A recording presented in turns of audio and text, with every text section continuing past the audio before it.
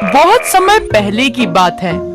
एक भूखी प्यासी लोमड़ी भटकती हुई किसी जंगल में पहुंचती है। वो पूरे जंगल में घूमती है, लेकिन उसे एक भी जानवर नजर नहीं आता। खाली जंगल देखकर लोमड़ी सोच में पड़ जाती है। क्या यहाँ कोई नहीं रहता?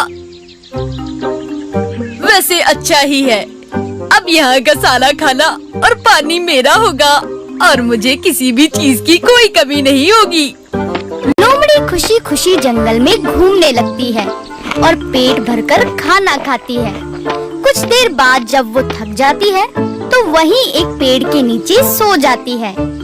अगली सुबह जब उसकी नींद खुलती है तो उठते ही उसे भूख लगने लगती है। वो खाना ढूंढने के लिए जंगल में घूमने लगती है, लेकिन उसे कहीं कुछ भी नहीं मिलता।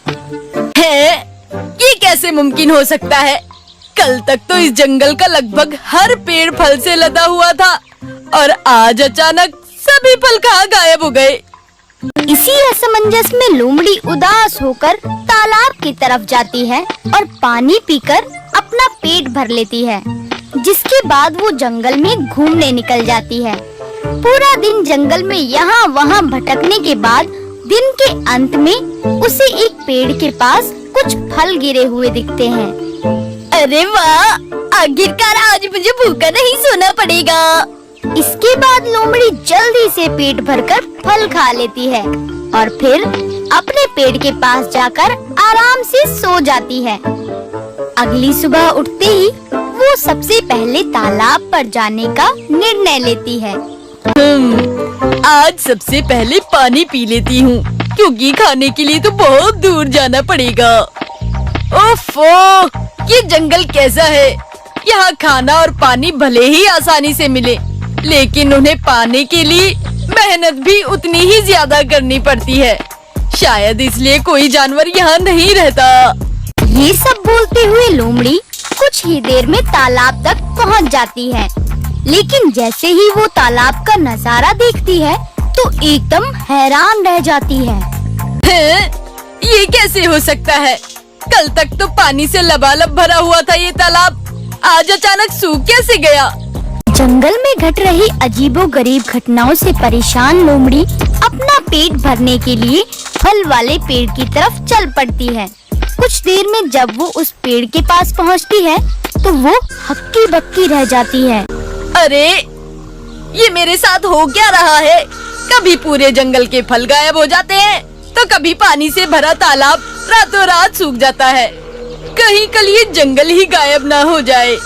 लोमड़ी खुद से बात कर ही रही होती है कि तभी उसे अपने पीछे किसी की आहट सुनाई देती है। वो जैसे ही पीछे मुड़कर देखती है तो वहाँ कोई नहीं होता।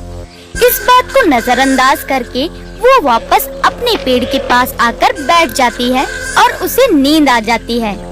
इसी तरह सुबह से रात हो जाती है। रात में जब लोमड़ी की नींद खुलती है तो वो अंधेरा देखकर घबरा जाती है। हाय रब्बा, मैंने दिन में सोने की गलती कैसे कर दी?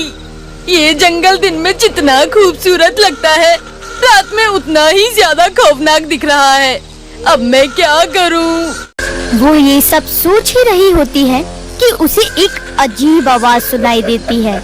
आवाज सुनकर लोमड़ी चौंक जाती है, लेकिन वो हिम्मत करके आवाज का पीछा करती है।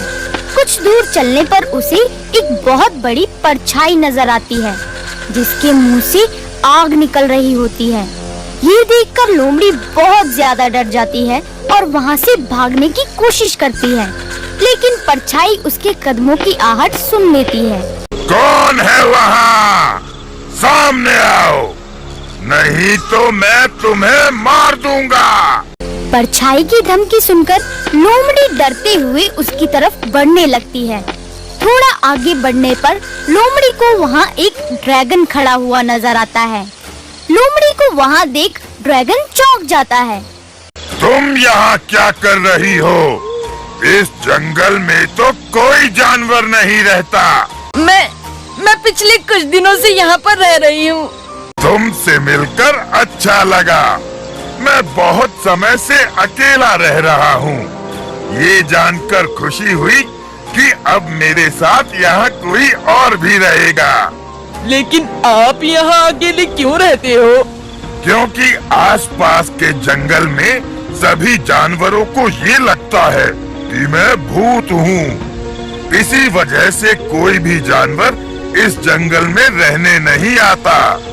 आप तो जीवित हैं, फिर सभी जानवर आपको भूत क्यों समझते हैं? एक रात मुंह से आग निकलते हुए मेरी परछाई कुछ जानवरों ने देख ली थी, जिसके बाद उन्हें ये लगा कि यहाँ कोई भूत रहता है, और तब से सभी जानवरों ने इस जंगल में आना बंद कर दिया।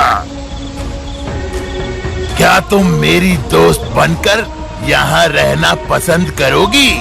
ड्रैगन की कहानी सुनकर लोमड़ी को अपने साथ बीती सभी बातें समझ आ जाती हैं और वो ड्रैगन के साथ दोस्ती कर लेती है, जिसके बाद वो दोनों दोस्त बनकर खुशी खुशी उस जंगल में रहने लगते हैं।